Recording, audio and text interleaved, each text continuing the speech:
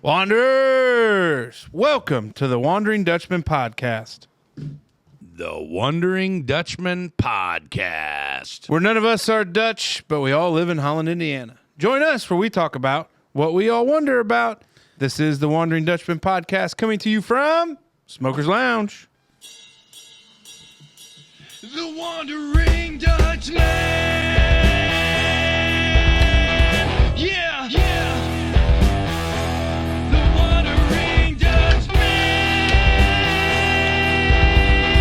Yeah. Ladies and gentlemen, it's time for the Wondering Dutchmen Podcast coming to you from Smoker's Lounge. We welcome you back. Hopefully you've watched part one. If you haven't watched part one, you're going to be really confused why there's four of us. If you're not watching on YouTube, you're going to be wondering why there's that other voice. No, it is not Candy with an I, who developed a Marlboro Red habit in between when she was here last. It is, can we call you friend of the program now?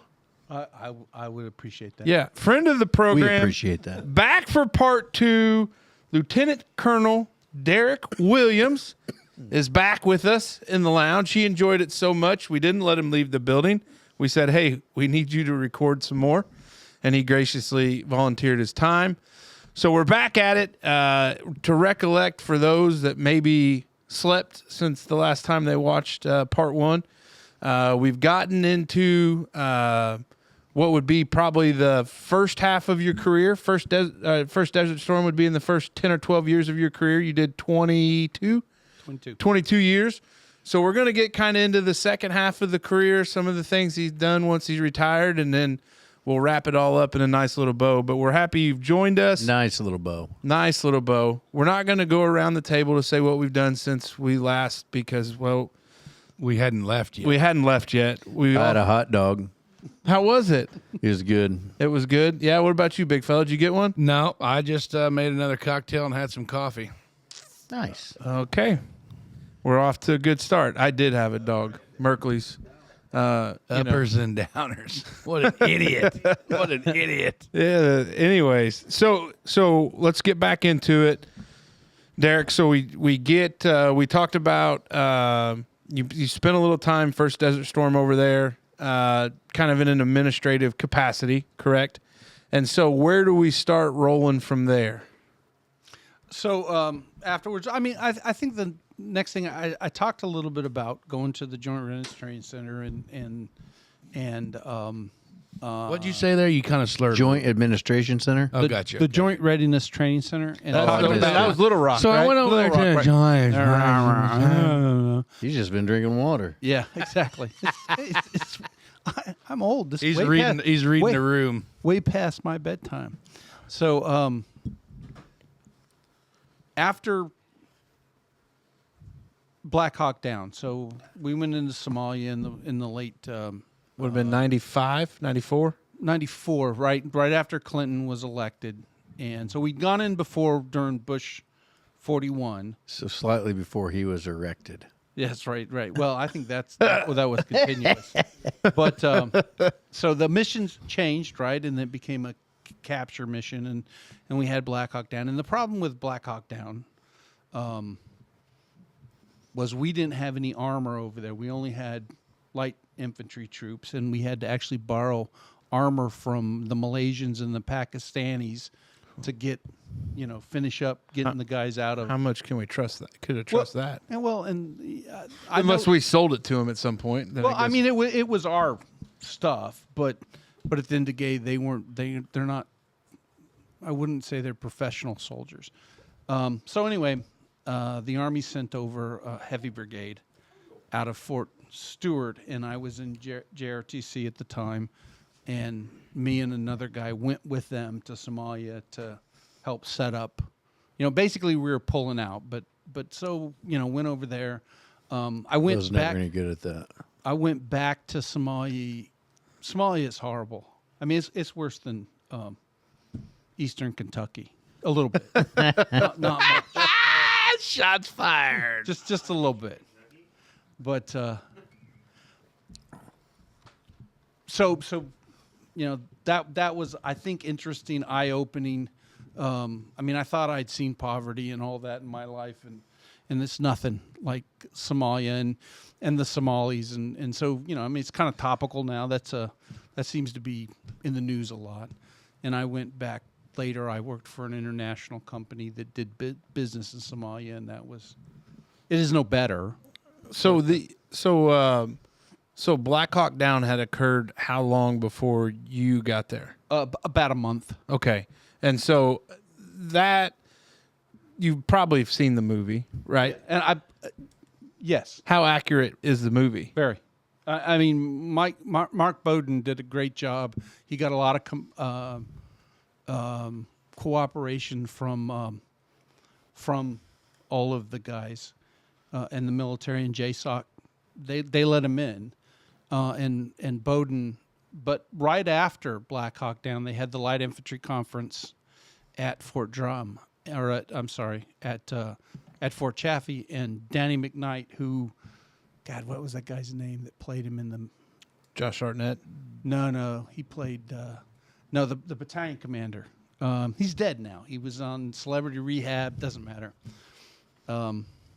Anyway, he came and talked about what happened.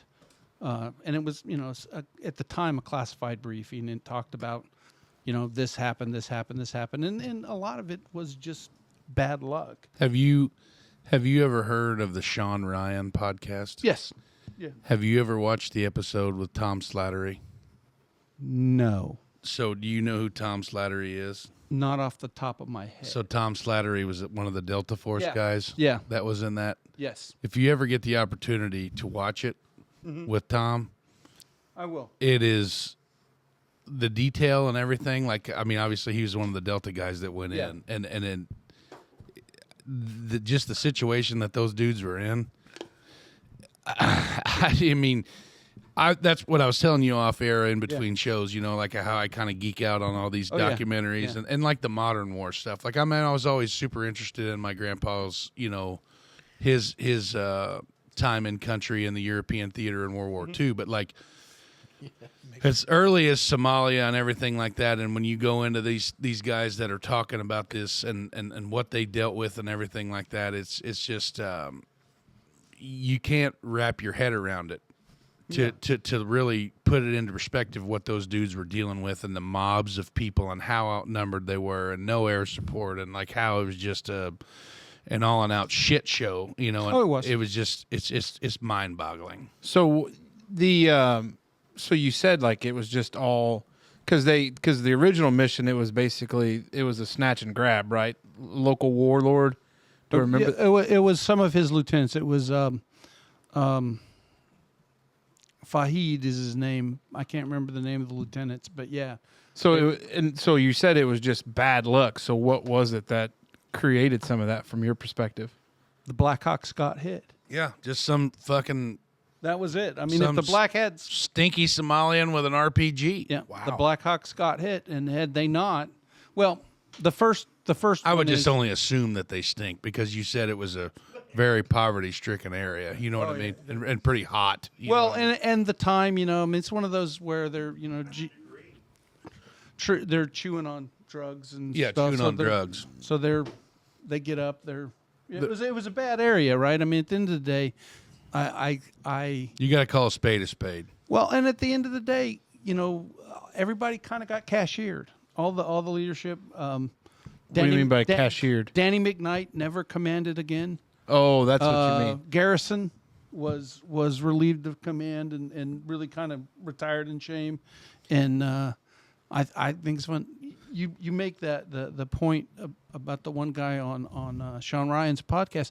If you bored someday and you want to read, look up Hooten, Command Sergeant Major Hooten, who was Hoot. Yeah. And, so played Eric Bana played him. That dude is amazing. He got out. He went and got his PhD in pharmacological stuff because he thought soldiers were getting too much Oxycontin and drugs, and he didn't like it. And Loratabs, Percocets, and Xanax bars. And Yeah. so he went in, started working for the VA as a pharmacist, and started working through that. Then kind of retired out of that. Still advises the VA, and he has his own bourbon and We love cigars bourbon. up in North Carolina. I'll be damned. Yeah, so those guys. So that I go back to that is, it is interesting, knowing that a lot of those guys, they're all kind of different, right? I mean, they're not. I mean, yeah, they're killers at the end of the day. Yep. But they're more than that. Yeah. I mean, they're unassuming. They're quiet. Because that's the thing. That's what Delta Force looks for when they Yeah. go through that process. Well, it's like the whole thing. When you go through selection to go to a special mission unit, there's a big psychological piece to it. I mean, there's the long walk and all that stuff. But at the end of the day, they're looking for a fit. And there's no, you can't say, well, it's this guy or that guy. It's just the guy at the time that they want.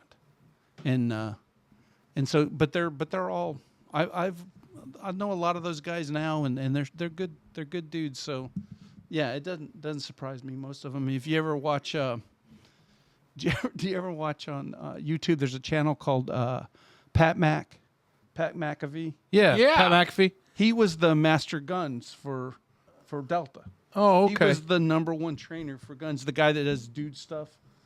Yeah. yeah. Not the Pat McAfee in the thing, but Pat Mac. He's kind of a gorilla-looking dude, but he has a channel that talks about dude stuff. Dude stuff. Yeah. So why do you think the military? Because I mean, obviously it was a large black eye for what occurred. Why do you think the military was so open for the movie makers to come in and be read into that stuff? Like, do you think it was trying to put a spin on the situation? Like, it just doesn't seem like the U.S. military to want to be open and forthcoming like that.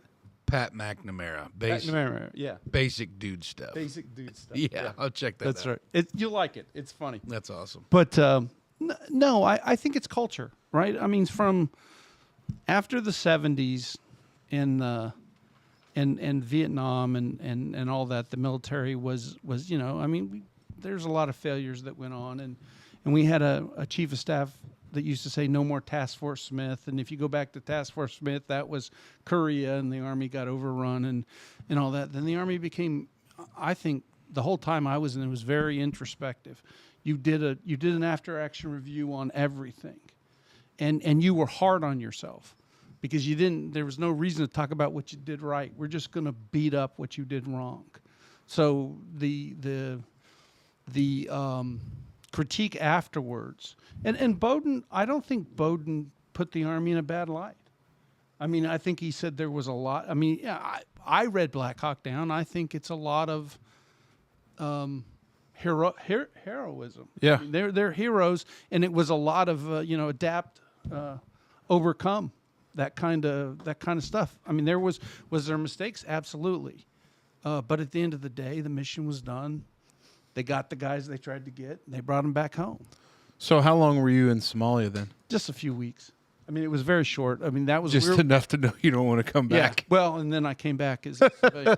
But yeah, I mean, it was just go in, secure the area, get everything out. But I mean, if you watch what happened in Somalia when Bush 41 put us in, it really was about getting aid to the interior of the country. Because the warlords controlled all that. Right. And they were stealing the aid. So all we were doing was running convoys. And then when you had a change of administration, you had a change of mission. And then they started putting, they put Task Force Ranger in, which was an offensive capability. Before that, it literally was running convoy support. And so that part kind of, we had a mission creep, and I would argue, and this is kind of an aside, I think that's why Clinton didn't do anything in Rwanda, right? I mean, if you look at at what happened in Rwanda, was 800,000 people were killed in 100 days. Wow. And the majority of them were killed with machetes. Was that correct me. I'm gonna just be me being stupid, but is that the Blood Diamond shit? No, it was the Houthis and the Tutsis. This would be the Hotel Rwanda thing. Or Rwanda, Gotcha, yeah. Gotcha. I mean, that was bloody. Yeah. And if there was any place that made sense to intervene, because one of the UN charters is genocide. That was clearly genocide. Yeah, clearly. But the U.S. wouldn't go in, and if the U.S. isn't going in, Nobody else is. nobody's going in. Yeah. So where do we go after you? So what are you doing during this time period? When you did go to Somalia, you come back. Kind of what happens next? Yeah. So that was just like a temporary duty thing. I went over to do that as an advisor. I came back. I finished up at the Joint Readiness Training Center, and there I went to Leavenworth. I went to Command and General Staff College, and then I went to I got assigned to an organization called the Operational Test and Evaluation Command, where you test all the new equipment. And How cool is that? That was actually a lot of fun. Yeah. I couldn't imagine shooting and blowing up shit with the coolest and latest. Well, and it was fun because you're doing the right thing for the soldier, right? You're looking at stuff, making sure it's going to work and do what it's supposed to do. And Did you test anything in there that we still don't have as civilians today?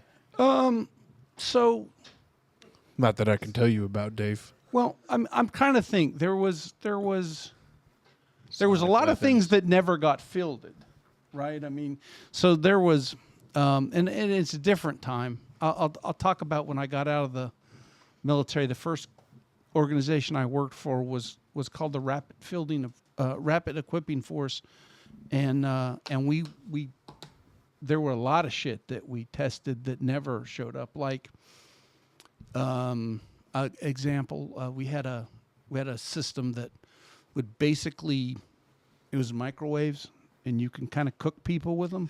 Gosh dang it! I knew you were going to say some sweet shit like that. So it was to break up. It was honestly to break up crowds.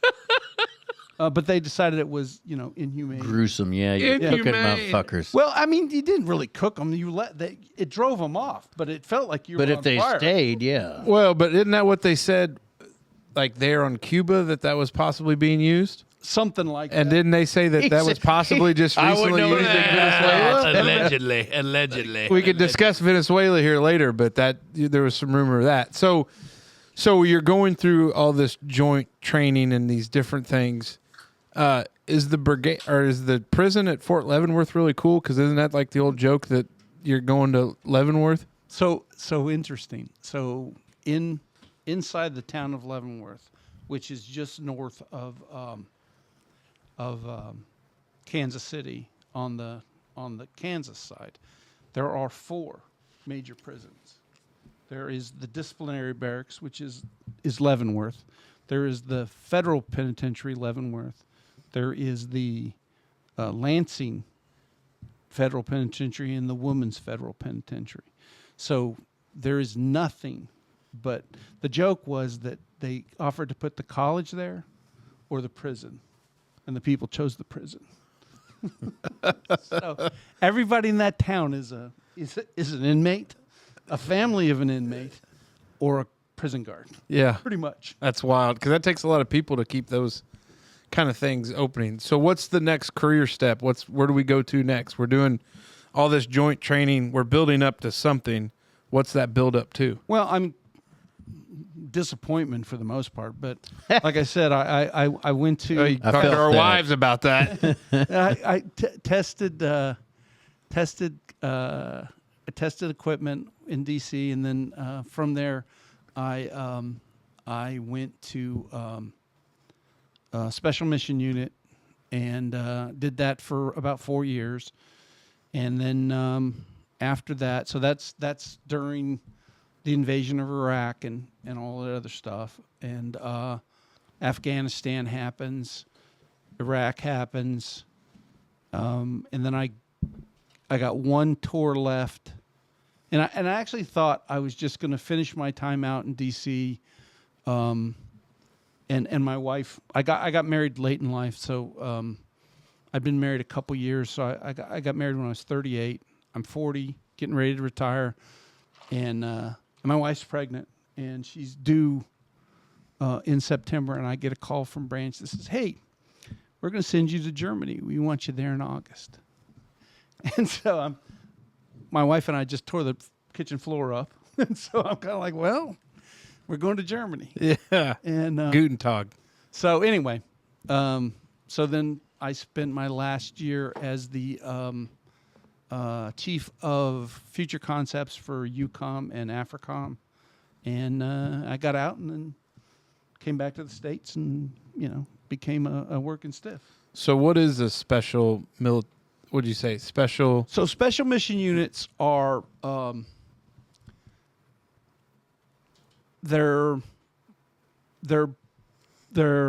they have special mission. So some examples of special missions that you would have heard of is Delta.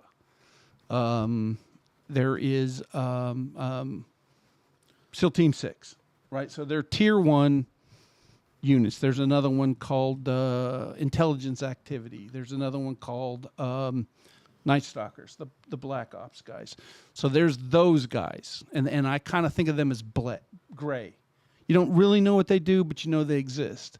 And then there's a whole other group of special mission units that are black that you don't know exist. And Tell us about those ones. well, those are the ones you can't talk about. But having said that, they're not necessarily direct action units. They're not necessarily They're kind of the brains. they can be. A lot of the activities those units do are pre-conflict activities. So they're not trigger pullers like the direct action guys. They're doing other stuff. Say again? Spying on everybody's cell phones. Could be. In fact, the military has a whole side that they call great skills. That what the CIA does, the military does as well. And in fact, if you look at the CIA, which what's it called? The direct. Anyway, there's a lot of crossover between the military and CIA in their direct action units, as well as their collection units. So there's the whole. Somebody get the tinfoil. Yeah, Wigging out. So there's just a lot of things that go on before conflict starts. So did you go through the selection process to become a part of it? Through a selection process. So not like the selection they talk about for Delta. Not Delta. No. So can you talk Were you about black or gray? I was black. Oh boy. So can you talk about like a little bit what that selection Apparently process was like? Yeah, Had to have been. Didn't you hear him talk about Herman there a while ago? well, no, a lot of it was. How big a cock you swinging, fella? God damn, pretty healthy cock on him here. There's a physical aptitude to it, and there's that. But, Physical aptitude. But Got to have a cock this big. that's right. But at the end of the day, is mostly psychological testing and The men that talk to goats stuff. I was getting ready to ask if you could have been a spoon with your brain. actually. Sounds like yes. Actually, Get a spoon. That was a unit Really? in there that the what they called the long stare. Really? So that was. So like I said, there's some weird shit, MK Ultra and the whole LSD and all and the whole trying to use transcendental meditation to spy on the Soviets. Wow. Yeah, Remote viewing. remote viewing. We did that shit. Whoa. It didn't work, but We did we it. did it. It'd be cool if it did. So where? That's what he was supposed to say. So where did? Didn't work. Raid the script. So your selection process, that collective of men that are there with you, like where did they come from? Because in all of this, you're a cavalry officer. You're an armored cavalry officer, Yeah. and so you there had to be something in your background that, I mean, do they just walk through the barracks and say, "Hey, do we have any volunteers?" Or does Look somebody at the dick on that guy. somebody come to you and say, "Hey, we've seen your work. We know what you've got." Yeah. Well, I mean, We've seen what you're working it with. was a little bit of that, but Because how do you get into something like this is the bigger question. you get nominated. right? So Branch looks at your file, and Branch will get that. Hey, we need. They call them DASSER jobs. So they're hand carried files that your branch guy gets this thing. Who's the branch guy? Your assignments officer. Okay. Okay, so your assignments officer gets this thing, says, I need somebody that looks like this. Give me 5 nominations. And it might be, one from Armor, one from here, one from there, whatever.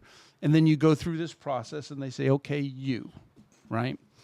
So what's the attrition rate on your selection for what you did? Well, I mean, it's not that, it's not like that. It's you just have to get through the process. You have to be nominated for the process you get first. nominated. So it could have been just luck of the draw. Who's got the biggest It could be dong in the thing there? I mean, there's a lot of it that's luck, right? You're in the right place at the right time. It's not, again, it's not like SFQC or what's SFQC? Special Forces Qualifying Okay. Course. Yeah. So it's not that. It's not selection like that. So really, there is a washout process to it, but they've selected people where that generally doesn't happen, is what you're saying. Well, there's a washout because, there's 10 nominees and there's 1 slot. Oh, well, So okay. you either get it or you don't, so there's that process. And then They go to more than one, whatever you call the guy that carries the papers. Yes. So it could have been 40 people. Could be. I mean, Yeah, you were again, just top out of yours and the top out of the other 4. again, might not even be top. It just What right fits guy the at team? right time. So so you had an actual team then when you were on this SMU? Yes. And I always give it. People say, why'd you get in there? And I always say I had a certain moral flexibility. Oh, you awesome motherfucker. Able to turn it on and turn it off. In fact, I it's just a aside. I remember briefing this admiral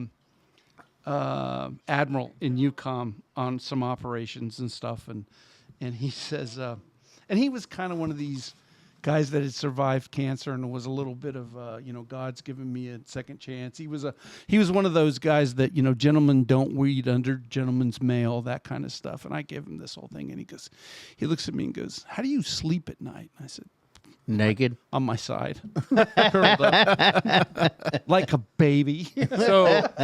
So you spent 4 years doing this. Yes. And so this would have been right around 9/11.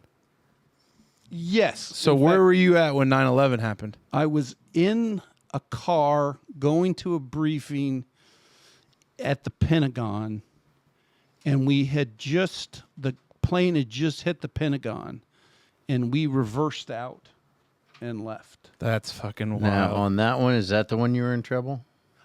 That unit was what got me in trouble, yes. Let's hear about that. Well, We probably can't talk about that. let's just put it this way. I got sideways with a general officer who eventually became the vice chief of staff of the Army. Oh, well, And fuck that guy. He went out of his way to make my life hell. So now so you bring up an interesting point, because obviously Politics in the Army? no, well, hold on here. So you obviously have gotten to this elite role that really there's not very many people you answer to when it comes to these things. So you get these guys that are the career military that haven't been involved or invested in some of these things that you've done, that decides to look at my collar and what I've got. And that's probably tough to take, right? Yeah, I mean, and you kind of hit it on the head, what I loved about it. Had I known about this kind of work earlier in my life, I would have figured out how to get into this role and never leave it.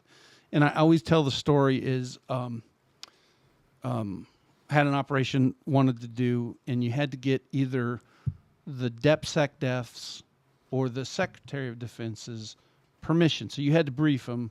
What would be like Pete Hegseth right now? Pete Hegseth now, but at the time it was Donald Rumsfeld? Rumsfeld, and the DepSecDef was Paul Wolfowitz. So I'm a major. That's a pretty, it's a low grade field grade officer. So I'm a major. I'm sitting in my little desk in a nondescript building, and I get a call from OSD that says, "Hey, Mr. Wolfowitz, the DepSecDef, wants to talk to you about this operation." So I call my boss. I said, "Hey, Boss. the DepSec Def wants to talk to me," and he says, "Okay, good luck. Hope you have a good, do a good job. Let me know." Do a good job. Like, Let me was know that what the you got. reaction you were expecting? Yeah, I mean, kind of. But if I'd have been in the conventional army, I would have briefed every colonel, every general. There was no way they would let a major go see the DepSec Def by himself. Yeah. And so that it was to me big boy rules, right? Yeah. Here's your budget. Here's your missions. Here's what you need to get accomplished. Go do it. Nobody was looking over your shoulder. Nobody was questioning what you were You were doing. getting shit done without the bureaucracy. Right. And either you did it or you didn't do it. And so that attitude kind of didn't really serve me well later. So So you're mentioning like these missions. About how many missions a year were you guys on, or were these long-term missions, or some of them lasted years. Some of them were pretty quick. The planning phases, I mean, a lot of them were ongoing missions, right? So Yeah. you just keep doing things like that. But for the most part, you probably were in the execution or planning phases of 2 or 3 missions, and you also supported. Like I wasn't the lead for the mission that supported 1003 Victor, which is the invasion of Iraq. So there's it's a little inside baseball in every command. In war plans, there's what they call Annex Sierra, and that's all the special mission stuff, right? So there's that's the very tip of the spear? well, not really. A lot of it is like technical. The military has really amazing capabilities, but nobody knows about them. Yeah. And some of them are because if somebody else knew about them, you could counter them pretty easily. Yeah. So they're called STO missions, but there's a whole annex that talks about that, and what we did was in that annex as well, and so I helped support that mission when it got hot. Yeah. Right? I mean, it was an ongoing mission, but it changed. So how often when you were part of this, so you're married, child, right? And so No, I didn't have a child yet, but I okay, so obviously you would get the bat phone would ring, and you just, I'll see you when I see you. Yeah, I mean, I traveled a lot. I mean, it was funny. So I'm not quite at the unit yet, but I'm getting these calls like, hey, we got to get you polygraphed and all this stuff. Can you beat a polygraph? I don't think you can beat a polygraph. Really? I don't think. I mean, if you're a psychopath, maybe, but it's not. Sounds I'll like give you're it a gonna- go. Yeah, sounds like you're in good It's- shape, Dave. It's not easy. I don't think it's easy to beat a polygraph. So so in this unit, what are some of the countries you were been to? Well, so that was what I was going to tell you is I get this thing, hey, you need to go get your shots. And I'm like, all right, do you want to tell me what fucking part of the world you want me to get the shots for? Or do you just want me to get them all? Yeah. And so at the time, my mission was Asia. So I've been to Korea lots of times, Japan, Thailand, Australia, all over there. And Wow. then Turkey, Jordan, Iraq, Afghanistan. So I've had a lot of shots. And these, could you tell where you were going by the shots you were getting? You can actually. I mean, there's a so Like if you're getting a big malaria shot, Africa for sure, right? right, but I mean, then plague and a couple of other ones. Plague. But a friend of my wife's was I'll just say that CIA has their own nursing staff. Oh. And they give their shots inside And Langley. at Langley because they don't want other people to know. I mean, if you know what shots you're getting, you kind of Were know. you briefed on what you were getting before you got them? The shots? Yeah. Oh yeah. It's not draconian. I mean, they like to show you like all the bad pictures of anthrax and Herpes. herpes is not that bad. Smallpox though, smallpox hurt. Smallpox, that hurts. The one hurt the most, I thought, was plague. Plague burns. What was Shot. that for? Ring Third around the World still has, rosy. The bubonic plague, bruh. Yeah. So you still have. There's still plague. Well, I guess they've had it up there in the Pacific Northwest because those. Well, we won't go into that either, but Well, I think it have it in Eastern Kentucky. it's a good possibility. So Hey, Mason, you grab me a Bouge latte on your way through. you were in this SMU. So you mentioned some of those places you went, and they talk about like, and I'll use this as an example. Sometimes they'll show like a picture of a terrain I ran before the fall in the 70s. It's a beautiful mountainscape, all that other Yeah. stuff. You've seen some pretty country outside of what's going on in the countries. Yeah, I mean, unfortunately, I give you the perfect example. Afghanistan. Afghanistan could be beautiful, but I spent more time in Afghanistan as a civilian. I worked for a company that was out of Dubai for a little while and spent a lot of time in Afghanistan. And Afghanistan could be a beautiful country. It's not going to be. It never will be, right? No, because it's tribal. Yeah. Right? I mean, at the end of the day, it's tribal. I think that's what a lot of people don't realize is in these little countries, although they don't necessarily identify as I'm an Afghanistanian or I'm an Afghani, Right. it's I'm a this tribe. Yep. And they've fought forever because these tribes have certain regions, Right. but it's almost like they come together to hate one common.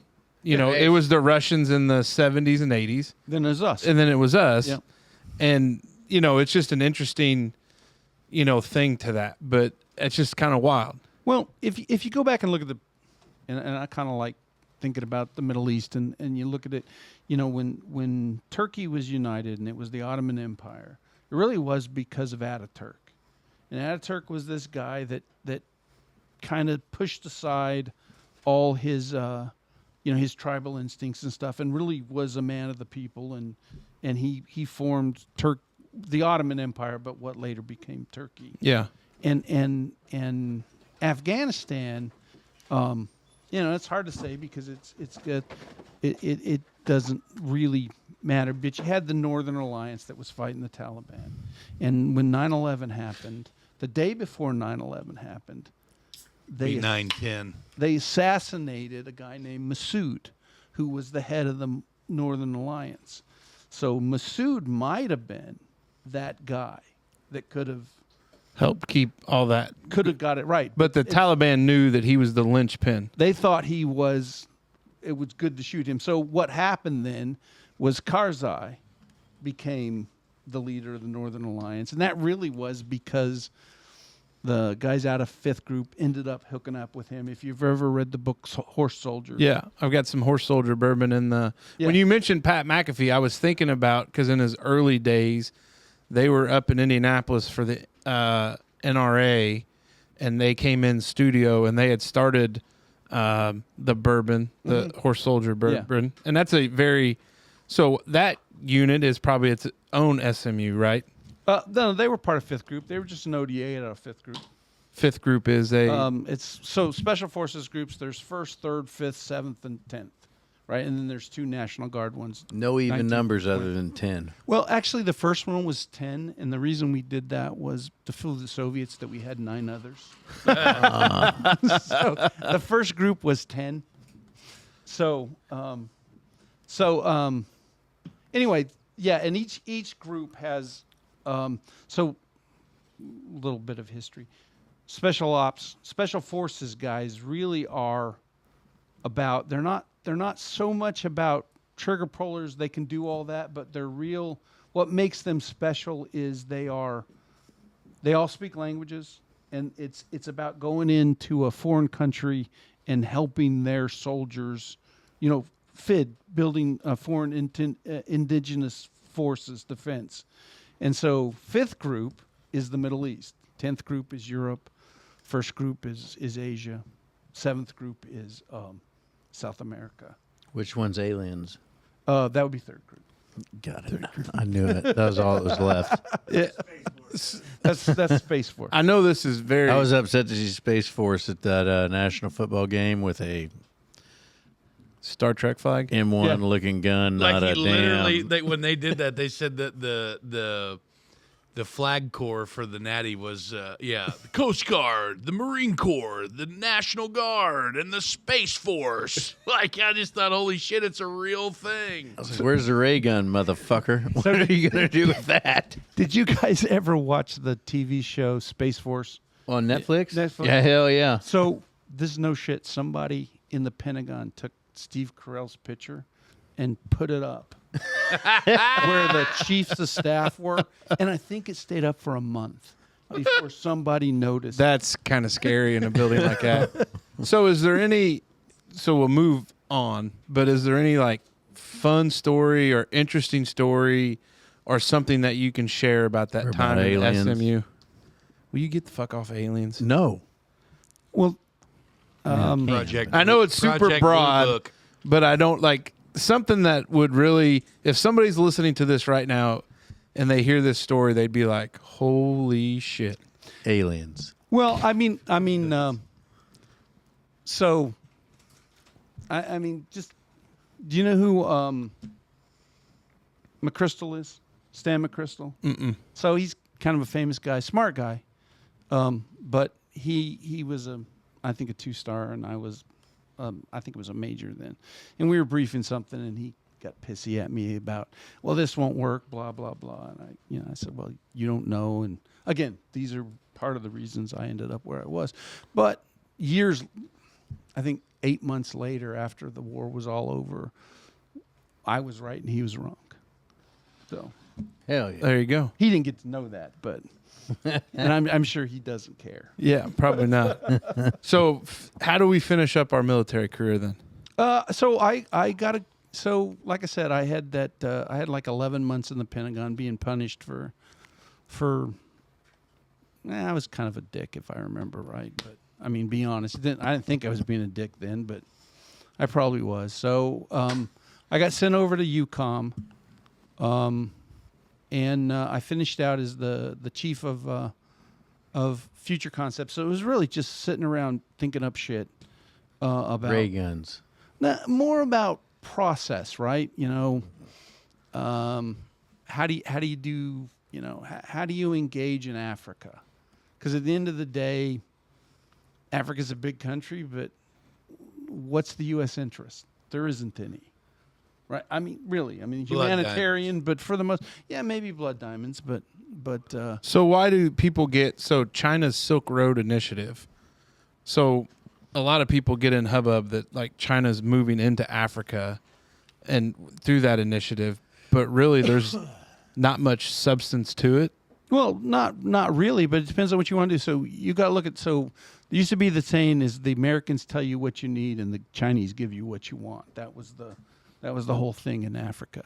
But let's say the Chinese are going to build some roads and a soccer stadium in Mali. Well, the Chinese will bring all their workers. They'll bring Chinese workers. They'll bring all the material from China. They'll sell it to the Malis. They'll indebt them forever. And oh, by the way, when they're done, they'll leave 10,000 Chinese people in Mali. And therefore, now they've got a foothold in... So really, it's kind of like British colonialism all over again. Except more horrible. I mean, not all the good stuff that British colonialism brought of trade. Like the plague. And Attacks on tea. well, yeah, I mean, Motherfuckers. but if you look at all of the world, they're civilized. It's a funny argument, right? I mean, about whether colonialism good or bad. If you look at every country that was a British colony, they're better off than their neighbors that weren't. Yeah. At the end of the day, but the Chinese don't have that kind of investment in there. They don't care about that. They just want a place to put their people. They want basing rights, and they want minerals. and indenture the local population to do all that. and debt, right? So that's the whole thing. I mean, so a lot of that's Africa. I mean, it's that whole argument about what's the most dangerous place in the world. It's Venezuela, because if the Chinese can get into Venezuela, then they're 30 minutes from us. Yeah. Other than that, China's not that much of a threat. They have no ability to project power to the United States. I mean, they're a threat regionally, Yeah. but they're not an international threat to us unless they were based out of Venezuela. Kind of like Cuba and the Soviet Union. Where are they 30 minutes from us in Venezuela? 30 I think he's talking about Missile nuclear flight? weapon. Missile flight? Yeah, missile flight. Not 30 minutes. Well, No, I mean, It's not like a hike. Dumbass, don't you know geography? yeah. no, not good. No. Yeah, that shows. So I mean, so that's the thing with the Chinese. It's this Belt and Roads idea, and they're doing it to buy influence and presence, and put these countries in debt to them. And so once they become indentured, though, that local population will realize we've been hoodwinked eventually, right? Maybe. It's too late. Yeah, I mean, what do you do? You got to throw them out, all right? What's yeah? Wait, sorry, you want to play in my soccer field? And again, there's 10,000 Chinese living there now. Like, are they military Chinese? Nah, they were workers initially, but they just leave them there. That's nice. One-way ticket to Zimbabwe. Yeah, yeah. I mean, it's not a good deal for them either, but I'm not sure they tell them that before they get on the boat. But So Not you part of the big plan. retire from the military. Mm-hmm. What do we do next? so then I went to work for a company called the Wexford Group, and the Wexford Group was a bunch of black ops guys. A lot of guys out of Southern Pines and Fort Bragg, and they were doing. I would say they were the intellectual part of Blackwater, right? So Blackwater, Triple Canopy, Olive Group, those guys were all trigger pullers. I mean, they were doing mostly private security, convoy security, stuff like that.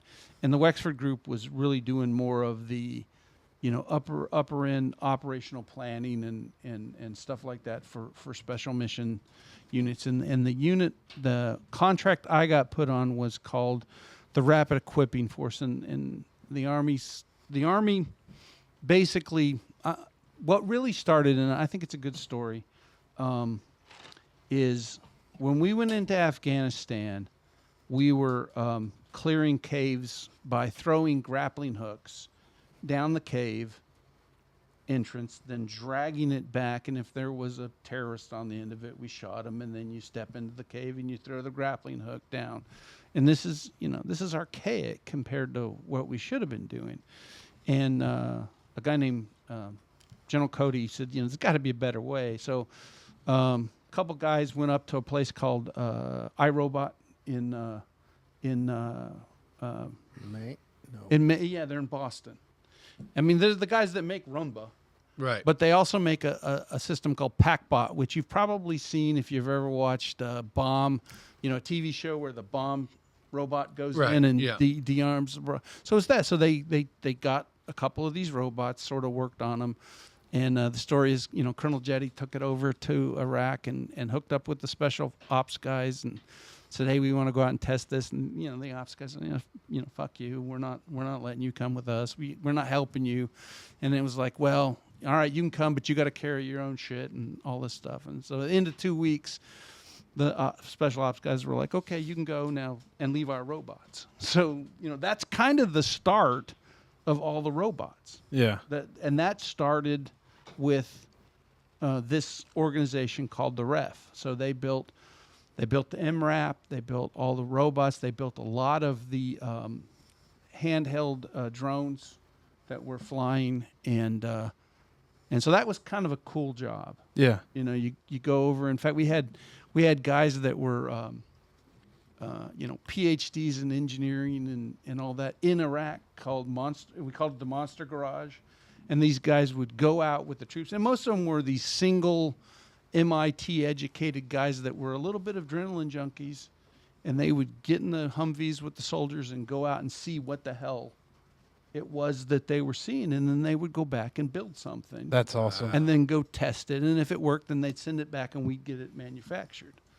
So I'm trying to think about, with all the technology that we have, that we were actually working on clearing caves by throwing a grappling hook down. Well, right. Like, why wouldn't you just throw like a grenade or two down?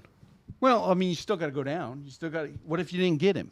Oh, that's a good point. You know. Or what if you fucked up the cave with the grenade where you couldn't go down? Well, that's okay too. Then he's not coming back up. True. Really, the point is True. not to have somebody coming up behind you, but you know, that was. What did you put on the grappling hook to catch him? Worm. Sometimes it depends. Cheese. I bet it wasn't pork. Goat It cheese. probably wasn't Cheese. pork. Hey, would you put a goat on there? Because they've been known to lay with their animals. Fuck That's 'em. right. They're goat fuckers. Well, that's like the story about you know why military pants have buttons, not zippers. Sheep have really good hearing. Oh my god.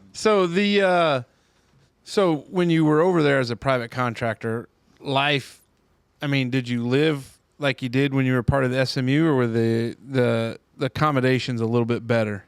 Oh man, Iraq was nice. I mean, one of the hardest things was guys were getting fat because the meals were good. Yeah. So I had a buddy that was he commanded a signal brigade, and he was standing in one of Saddam's palaces, and he tells me, he goes, the only thing I could think about was, what an asshole. I mean, he could be living here instead of in a cell if he'd have just been nice. Yeah. Well, that's how he got all the things that he got. Yeah, I mean. So how long did you do the private contracting gig? Well, I did that for about. Now, did your wife at this time thought maybe you would be done and you wouldn't be going back into harm's way? No, I don't. No, I mean, see, I mean, let's not overemphasize. It wasn't that harm's way. I wasn't going out shooting people. I mean, I was just, I mean, it was the same thing. You were inside the I wire, was not green outside the wire. zone. I mean, it wasn't bad, but it was hot and it was uncomfortable. hot. But Sand everywhere. yeah, but it wasn't like that. And I mean, probably when I started working for a foreign company, I was probably in higher danger then than then. But no, I mean, so I got out of the military. I finished my 20 plus years, and I was only 41 years old. I mean, I'm not going to be done, right? So I did that, and then I at the point, and it really was a eye opener. It says, well, I'm not really doing anything I wasn't doing in the military. I mean, I have no expanded skill set. I mean, I'm pretty much doing the same stuff. So I got an opportunity, and I went to work for Northrop Grumman, and I did. So then, from then on, I did business development for a number of.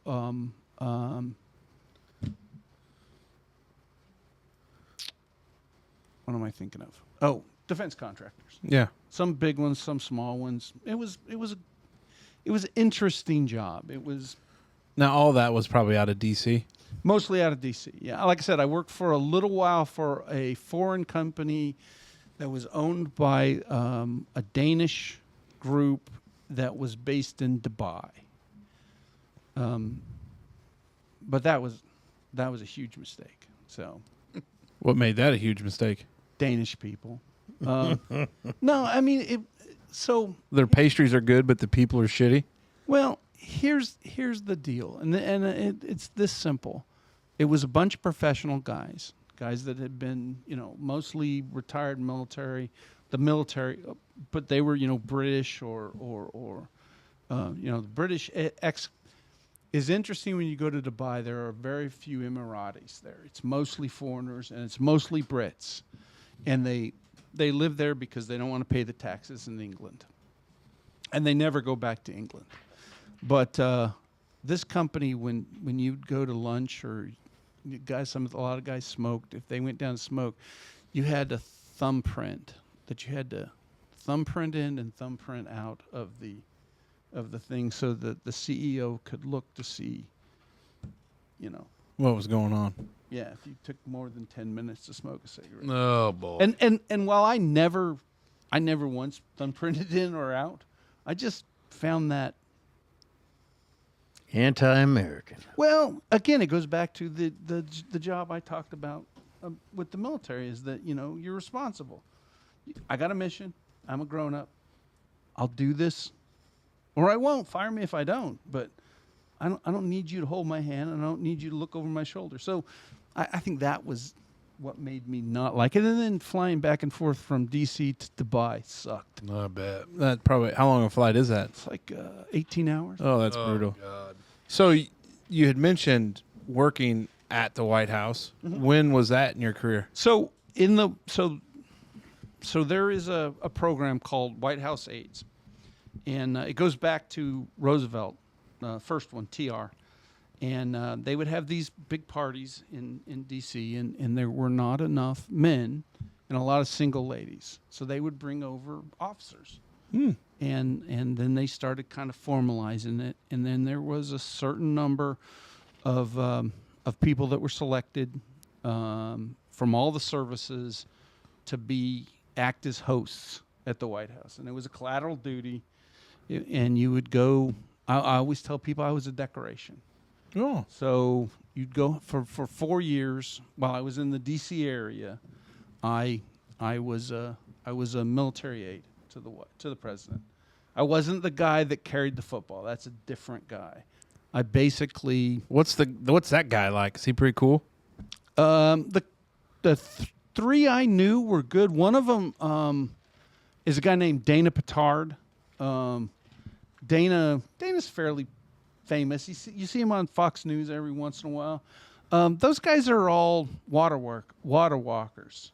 But What do you mean by that? I mean, they've had careers that are just perfect. That they think, but They can walk on water. Yeah, it's like Jesus. Water walkers. I deserve that for the geography comment. Those guys are they have really good careers. But it always bothered me that the Army guy was always African American. The Coast Guard aide was a female. And I, again, in the day, we're either colorblind or we're not. Yeah. So, but Dana, wouldn't matter. He could have been purple. He would have still been. So what made his career so good?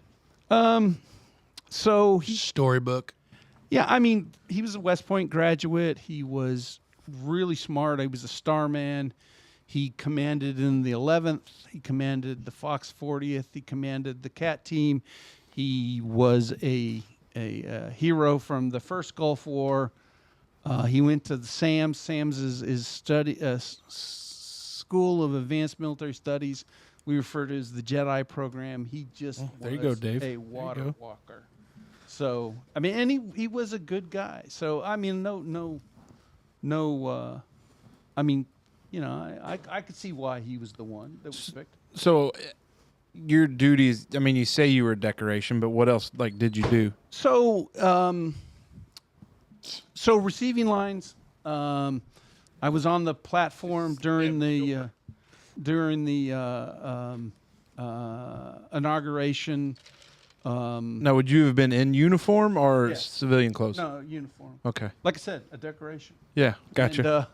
And, so you always see when the president walks in a room, there's a military aide walking in front of him. That job.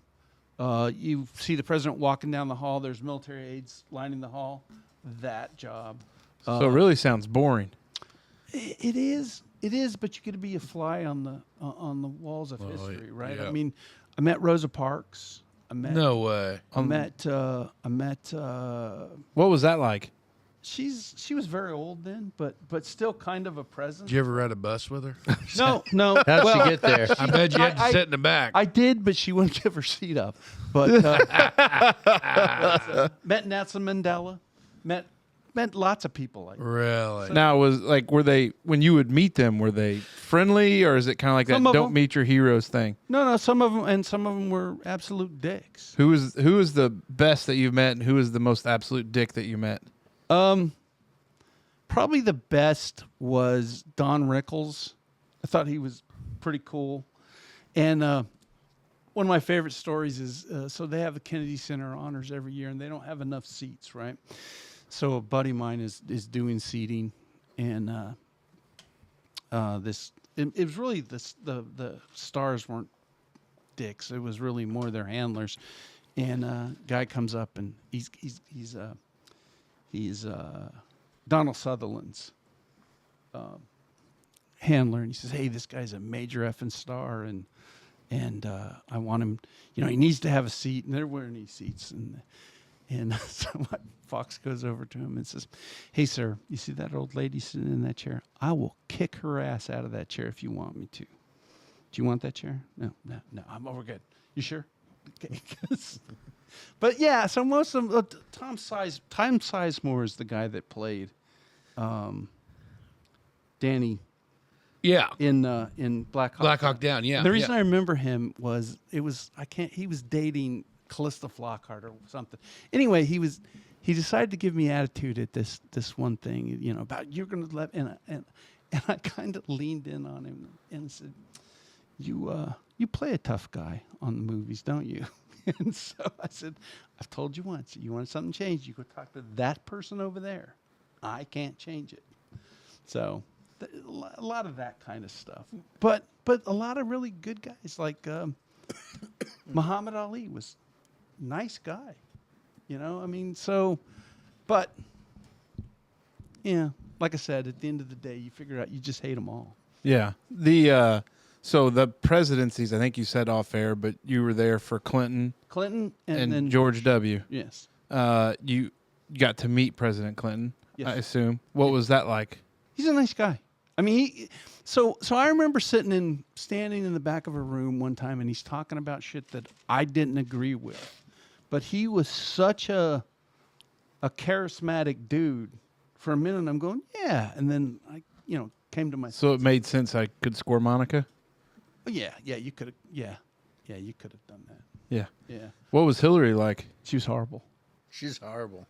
I mean, he was a great politician. He loved people. Yeah. I mean, so he really was this good old boy from Arkansas. He had his class reunion. His high school class reunion was at the White House one year. That's pretty cool. And so there was I think there's 40 of them. We ran a receiving line so that each one could have a picture and talk to them and stuff. It took 4 hours to get to 40 people. God. Because he would just start talking to them, and it was the whole world. That was it. For him, that was it. He was just that genuine person that was authentic. He really was. So how do him and Hillary mesh or work? Was it just a marriage of political futures, or? I kind of always thought that. I mean, I didn't think, there was a lot of rumors about. So is the what would they used to say, the Arkansas Mafia real? Yes. Oh yeah, that part. No joke. There's if you want to talk conspiracy theories, I'm in. I think scratch Dave's itch for a little bit. Would you? I think Lieutenant Colonel, will you please scratch Dave's itch? He's been waiting for this. I think Vince Foster was murdered.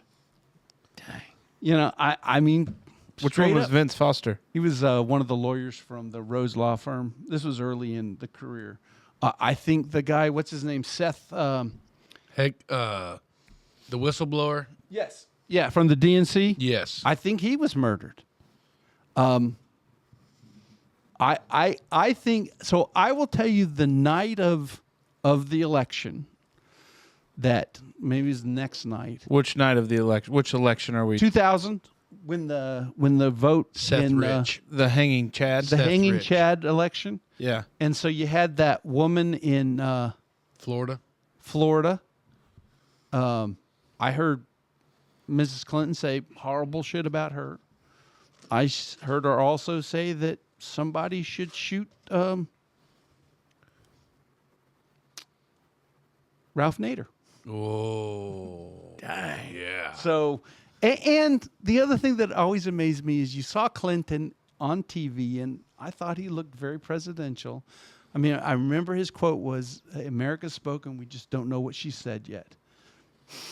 I thought that was an elderly statesman, but behind the season, nah, wasn't anything like that. But he knew Gore had lost. I mean, that was the one thing. I saw him one night arguing with Lonnie Davis, and he says, "Look, the votes aren't there." He says, "It is not." It is amazing the science. I mean, I guess this is what political science is. I mean, a lot of political science is watered down to an extent. But you saw it in this past election where from the Trump team, they knew how important Pennsylvania was all the way down to the county in Pennsylvania. Probably to the precinct. And that, to me, is the biggest thing because right now, the next election's in 2028, that I guarantee you at the RNC and the DNC, they already probably have a top 10 list of where resources need to go. Oh, yeah. No, there's no doubt about it. Though I did... Who's that? Did you ever meet... he kind of came up with Clinton. James Carville? Mm-hmm. He seems like a douche. He is now. Back then he was a former Marine. The couple times I'd run into him, he seemed nice enough. So, like, when you say run into him, you just saw him in the hallway? He was in the White House, yeah. Yeah. So, I mean, he seemed like an okay guy. I mean, you always wonder because he's married to what's her name? Mary. It's not Mary Matlin. No idea. But she's a Republican strategist. So it always, she was a hardcore Bush supporter. Always thought it must have been interesting in their where they probably never discuss politics at home. Or they do, and they're civil to each other. And they have these big arguments. Maybe that's their thing. Like some couples like fight and then make up. Yeah, Bury the hatchet. Maybe theirs is he probably hoping to bury the hatchet.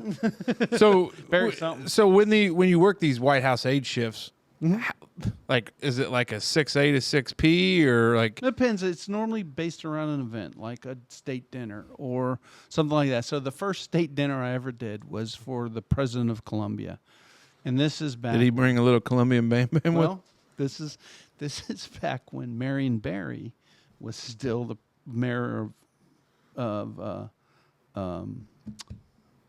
D.C. after he'd been in jail for cocaine and all that, and then got out. And he was so the mayor of D.C. is always invited to state dinners. And the first one that he was ever on time to was the Colombian state dinner. And so there was a lot of jokes in the paper about that. But I was a pretty new aide, and so my job was to line everybody up for the entrance procession. Yeah, for the receiving line. And so I put Marion Barry right next to Barry McCaffrey, who was the drug czar at the time. Yeah. And I didn't think anything of it, but the next day in the White House or in the Washington Post, it was talking about it was a really surreal night. Marion Barry, the drug czar, Barry McCaffrey, the drug czar, was standing next to Marion Barry, and I went, "Oh, that's why he was so pissed off." God damn it! So where was like the White House aide's office? Like you hear West Wing, East Wing, and the East Wing. The mill office is in the East Wing. So the East Wing has the First Lady's offices and the military office. So the military office is actually bigger than you think because you've got the WACA, which is the White House Communications Agency. You've got liaisons from Air Force One, Marine One, all that stuff is in the East Wing. I don't know where it is now since the East Wing doesn't exist anymore, so I have no idea where it is. So, did you ever? Because there's the residential part of the White House. Did you ever venture into that part? Yes, only a couple times. One was when the NATO. So they had the 50th year anniversary of NATO. So they had all the NATO presidents and all that stuff and the Partners for Peace, and the Clintons met them on the third floor, which is the residence floor, and so we took these guys up, and it was guys like Helmut Kohl and Mitterrand and all these, guys you've heard of probably. Yeah. Not you because you probably weren't born yet, but well, he's the same age as I. Okay, yeah. So you guys might not have read about him in books, but it was a fun night. I mean, so we got to go up in the Yellow Oval, and there's some there's some things up there. Like there's a handwritten copy of the Gettysburg Address that is sitting on the That's desk. awesome. And there's only 5 of them. He rewrote 5 of them. They auctioned them off. But I always thought that was cool. Got to see the Queen Anne bedroom, the Lincoln bedroom. Do you believe the White House is haunted? Some of the ushers say it is. I don't know. I've never seen anything. So how do the ushers get to their positions? What are they? So they work for the House of the Usher. They're the waiters and the wait staff and the guys they're there forever. And most of them have been there forever. Yeah. And one of the cooler things I got to see was the governor's dinner when Jesse the Body Ventura was the governor of Minnesota, and That crazy bastard. And I smoked I stood while he smoked a cigar out in front of the North Portico. But also that particular one, George Bush was president or governor of Texas, and he hadn't started the run for presidency, hadn't started yet, and all that stuff. And anyway, he comes in. Of course, his father was there, and so he knew all the ushers and all the butlers. And so I see Big George talking with him, and I'm standing near him, and he says, and Big George whispers something to him, or Big George is the butler, and he says, hey, I don't know yet, but I'm going to start measuring for the curtains. So knew it was coming for Knew sure. it was coming, and that's what they'd ask him: are you coming back? So what was the George W. presidency like? Different. So he's a teetotaler, doesn't drink. So it was. He's a what? He doesn't drink. What'd you call him? Teetotaler. Teetotal. That's the. He doesn't. Yeah, he doesn't. That's an old alcohol. expression for it. Yeah, that's my generation. That's not in this operation. So yeah, he doesn't drink, and he goes to bed early. I mean, in particular, some events. I remember we did an event for Special Olympics and came back to the White House, and this is during the Lewinsky things, and so Clinton never wanted to go to bed, and it's like 2 a.m, and he's downstairs trying to keep people in the house. And people are trying to leave. Bill liked to party, huh? Oh, he would stay out for. Was he like a beer drinker or? I never saw him drink alcohol. I mean, he always drank Diet Cokes and that kind of stuff. I'm sure he drank alcohol. I never saw it, but he was fun. Like I said, if I wanted to go party with somebody, it would be Clinton, not Bush, because Bush was less friendly. I mean, He didn't have that warm authenticity that Bill had. No, I mean, he was funny. Dry sense of humor guy. He was hilarious. I mean, they had all the living recipients of the Baseball Hall of Fame one time. Oh, that'd be cool. In the house, and he was giving a speech, and off the cuff, he says he was talking about Yogi Berra, and he says a lot of people believe Yogi Berra is my speechwriter. He's not. I mean, shit like that. And he would do stuff like boys school would be there, boys camp or boys nation or whatever it is, and he'd go, hey, who wants to see the Oval Office? And I'd look around at the staffers, and I knew they didn't know that's what he was going to do. So suddenly you're organizing a tour. That was I read a book. He was the Secret Service agent with Kennedy and covered Jackie Kennedy. Rich Hill, that's not it. He just passed away. But he was talking about Lyndon B. Johnson. He was on his protection detail, and he said that's how he would be. He said they would do these presidents would make these off the cuff decisions about, hey, we're going to do this, and it would be a complete freak out for those guys because you can't tell the president no unless I think like the Secret Service agent in charge who could, hey, this maybe isn't a good idea, but it was still always up to them. And just it was interesting how those guys would do that on the fly. Yeah. So it was right as he first took off, and Bush was a baseball guy, right? Yeah. Played baseball in college and Owned the Astros for a little bit. and owned the Astros while they had Nolan Ryan. Nolan Ryan. So did you get to meet Nolan Ryan? no, I wish. But he one day, I can't even remember why, he decided we're going to play t-ball in the Rose Garden. And again, this was something I realized the staff had no idea. And so they organized this game of t-ball, and they were going to use local teams. And DC's very divided, Oh yeah. white and black, and so it ended up being the white kids against the black kids. Oh boy. But Bob Acosta called the game. Oh, that's cool. Newmar was there. Yeah. And it was really, and Bush just wanted to sit in the stands and watch. And just hang out. Yeah. I mean, so he was, but like I said, he was in bed by 11. I mean, he was like, okay, time to go. So the you've mentioned Lewinsky and Clinton. You were obviously there when that occurred. Well, I was there when it. Well, not broke. when that occurred. Well, Oh wow. Yeah. So I was there when What it. was it broke. like cleaning that shit up underneath the desk? Yeah, it was. It was.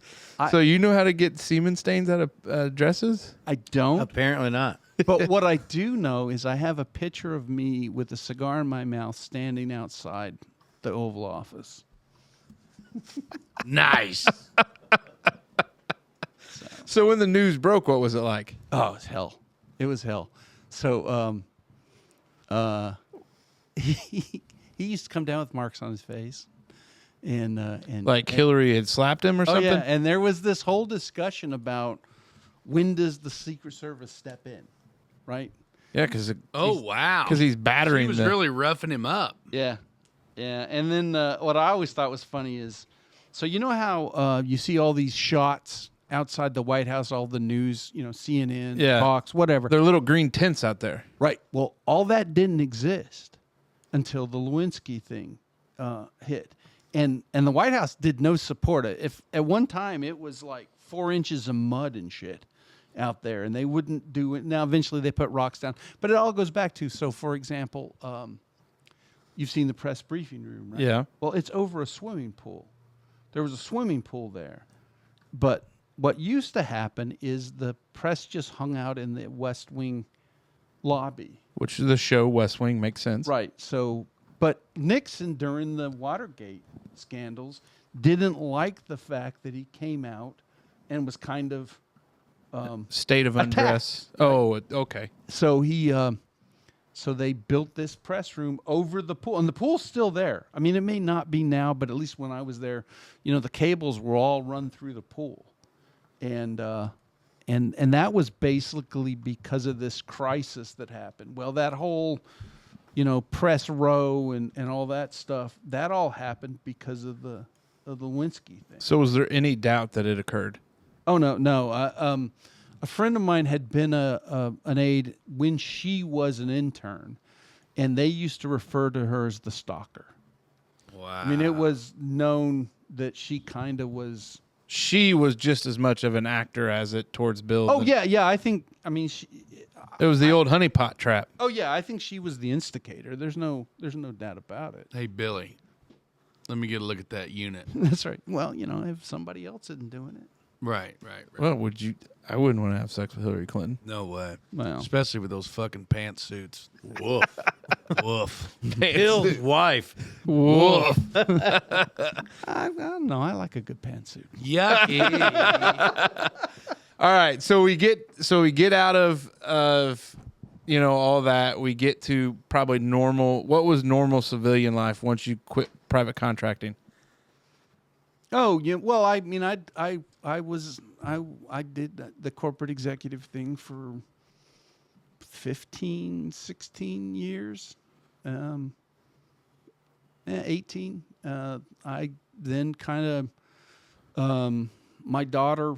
So we're living in Northern Virginia in a really big house, 5,000 square feet, and my daughter goes off to college, and it's me and the wife, and it's like, what the hell are we going to do next, right? So we, I kind of went to just consulting, and she started consulting. She worked for a scientific company. She's a scientist, and So you married a brain, huh? I did. I married up. I did a good. We all sitting around this table Yeah. married that up. coming. I'm married up. Yeah. And anyway, I said, I don't know that I really want to stay in D.C. It's expensive. Traffic is just terrible, stupid. I'm tired of this place. Yeah. And I said, well, let's just move to the beach. And she said, I want to live near family. And I said, well, I'm not living near your family. Attaboy. Where's her family from? New York State. Okay. Rochester. Okay. So again, northern. Yeah, she's a Yankee. And so I, anyway, Treffin and Tim. How about Southwest Indiana? Yeah, well, yeah, exactly. And Tim, I mean, like I said, I'd been to Fort Knox and I kind of knew this area a little bit. Yeah. And I figured I can live anywhere. And the plan was to buy a house on Christmas Tree Lake, though I had a lot of problem with the name of the streets. I don't know how I was going to write down Prancer Drive as my address. But anyway, at the end of the day, she wanted to live near family, and we ended up here. That's cool. Awesome. Yeah. That's cool. Wondering Dutchmen Podcast. And then What a trip. And then my life has only gone up from there. So, I mean, here's the real question. Out of all the highlights of your career, this has probably got to be tops, right? Yeah, I would say this is, man, I feel blessed. I feel like Fernando Mendoza when he got the Heisman. Yeah. Wow. Yeah. Wow, that's good praise for us. Good deal. I might start tearing up here in a No, moment. stop it. Here we I don't go. You believe made it that. far in politics. Well, sir. on that note, we better wrap it up. Yeah, so I guess I'll start down there. Big Phil, you got any more questions? Well, I feel like we've been around the world twice, 3 world fairs and a goat fucking, and I feel like it's always interesting to meet new people and just, the vast You've lived 10 lifetimes unreal. of things. You know what I mean? Like, it's for us, small town folks. Me, I've never left. You know what I mean? I've been out of the country a few times, but it's just insane to meet people. That with your story, and I think that's the cool part about one thing for me, the podcast. You know what I mean? Like meeting new people is obviously a huge advantage, I guess, of being able to do this and sitting down and meeting guys like you is awesome. First and foremost, I think I guess we could just jump into final thoughts and I'll. Well, before you do. Okay. So, Derek, we open this opportunity up. We've done this with all of our guests that you can ask us because we got done asking a ton of questions. So we turn it to you. 2 weeks worth. Huh? 2 weeks worth. I know. To, ask us anything. Could be about our life, could be about the show, could be anything that you got in that noggin of yours that you just want to ask us. Well, I will ask you. I mean, so my understanding is you work for the roads department. Yes. Yep. And you work for a lawyer out in French Lick. Yes. Yep, correct. And you are a structural engineer? I'm a machinist by trade. Okay. Turned into a manufacturing engineer, but now I'm a program manager. Yeah, big white collar right. guy now. Yeah. So very diverse. Yep. And you guys, I assume, grew up together? Big fella and I down there did. Dave is a transplant. So the story, how it goes, Big Mace's wife is a Which nurse. is me. I'm Big Mace. Gotcha. Okay. All right. I got notes. I got notes. So Big Mace's wife at the time was a nurse down at Deaconess Women's. Mm-hmm. And this is where this stud's wife works as a nurse. Okay. Now, his wife is now a nurse practitioner, is a hospitalist there at Deaconess. But they became friends from their wives at work. Okay. And so I've had a storied middle school baseball career as a coach. Storied. Yeah. Storied, yeah, over a decade plus doing it. I feel like I've been to some of those places you talked about. But so those guys had become friends right away. Mm-hmm. And so I moved back from law school, started my own practice, and then got married. We moved south of Holland where he and I, our driveways like touch. Okay. Like Just the tips. Just the tips. Yeah. It's non-sexual. That's not gay. So those guys knew each other, and then Big Mace called one night and said, "Hey, come on down the hill. got somebody you want to meet. His boy's going to play for you next year. Mm-hmm. And so I come walking down the hill. I got my backpack of beers. I walk down. And like the first thing, like, the brief introductions, Dave looks at me and he's had a few Busch lattes and he looks at me and he goes, I ain't working no fucking concessions. And I was like, okay, then don't. Like, that's no sweat off my back, There you go. And so we kind of just started talking and then we started hanging out. And then one night we were sitting here and I think Smoking cigars. yeah, and Big Mate, we were drinking beers, just talking. Big Mace was outside peeing, and Dave's got a background in music. Tried out for The Voice, American Idol, The Voice. The Voice, 7 Spanish Angels. If you want to hear his rendition, it's good. It's better than Ray and Willie. Show. And He's got the face for radio. That's right. that's why he went on The Voice. And so we were sitting here, and I was like, man, I've just had this itch to do a podcast. And he looked at me, and he was like, no shit. I've had the same thoughts. And then that's how this all started. Well, that's yeah. A lot of people talk about it. It's impressive that you pulled the trigger. And we've done it for 4 years. Yeah, that part's amazing. I could see doing it a week.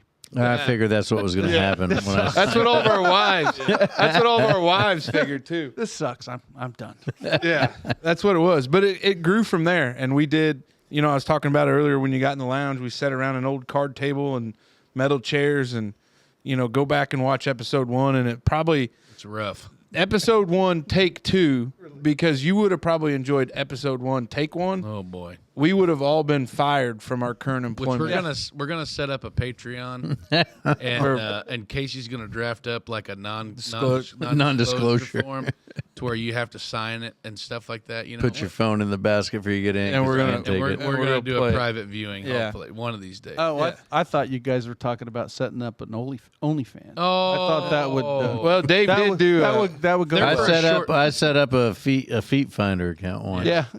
for AI feet. So. That's what I always wanted to do was the porn industry, but I'm back now. Would be just be weird shit. Yeah. There's probably a market for that. I mean, but that's all I have no other It's option. a niche thing.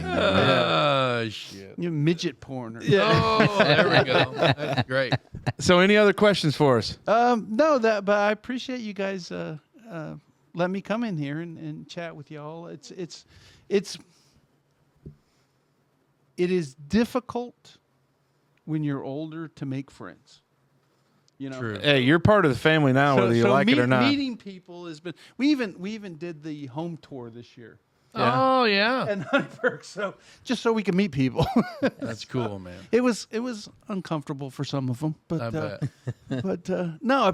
Thank you. I appreciate it. I had a good time. Thanks. Oh, heck yeah, man. All right. Glad to have you. Let's So- do it. Final thoughts. So, Derek, we're gonna go. We'll start down there. We'll do you second to last there, but just kind of give some final thoughts to the episode or what we got going on. And big fella, go ahead and lead us off. Yeah, like I said, first off, number one, I want to say thank you for your service, because even though, like you've reiterated several times, you necessarily may not have been a trigger puller, but it takes people like you and your capacity to make sure that the military operations, the people that are fighting, like you said, boots on the ground, doing their jobs, have people like you behind the desks and behind the glass, helping them to complete their missions and doing things they do to fight for the freedoms that we have today. So thank you for your service, number one. Number two, welcome to Du Bois County. It's, we talk about it all the time, God's country, and it's a slower pace of life as opposed to probably some of the places that you have been in the world. And, working in the community and being in the community and seeing people and talking to people and trying to be the smiling face, you know what I mean? I really like to think that this area is really, really a good place to live. And I'm glad that, people like you have chose it, to spend your time in. So welcome to Du Bois County. Welcome to Smokers Lounge. And your brother-in-law is a fucking rock star. I love Tim. He's a great addition to the 1025 Club. Yeah. Out there running and doing his kayaking and marathon running and all that shit that he does as an old bastard. I think at one time I seen him out there running on the road. I'm like, hey, you need a ride, man? You know, you look pretty tough. And he's like, no, I'm almost home. You know what I mean? And I just, you know, kudos to you guys. You know, it's awesome. Your brother's a great dude. You know, I've known him forever. And Treffin, your sister, is a rock star too. And I'm, you know, glad that she took the reins down at the Legion and got everything, you know, the way it is today. So welcome to the podcast. Welcome to the Dutchman family. And for all the folks at home that are listening, steady well with the Snowmageddon, and good luck. Take care of your pets. It's cold outside, and keep your stick on the ice. Big fella? Smoke Dragon, we got. Well, I appreciate you coming out, sharing some of the, I don't know, human side, all the stories. I feel like not everybody hears those sides, you know. Been a pretty interesting talk. I feel like I talked less in this one than I do sometimes when I've been drinking beers excessively. Aliens was on your mind tonight. I know, and we're going to get into that after the cameras turn off because you can't talk about it on air. But no, thanks for coming out. Welcome to the lounge. Welcome to DuBois County. Shit, I don't know. What hell, night's young. So, you know, keep on wondering. Lieutenant Colonel, this is your opportunity to give some final thoughts. No, I appreciate you guys having me in. It's been a lot of fun, and I'm now going to have to listen to the podcast more. I've heard a few. Now I'm going to have to listen to a lot more. Yeah, like, subscribe, follow. Yep. Tell 10 of your friends. Yep. Well, I only have 4. I did have one more question I was thinking about. The most famous person in your phone is who? Me. That's right.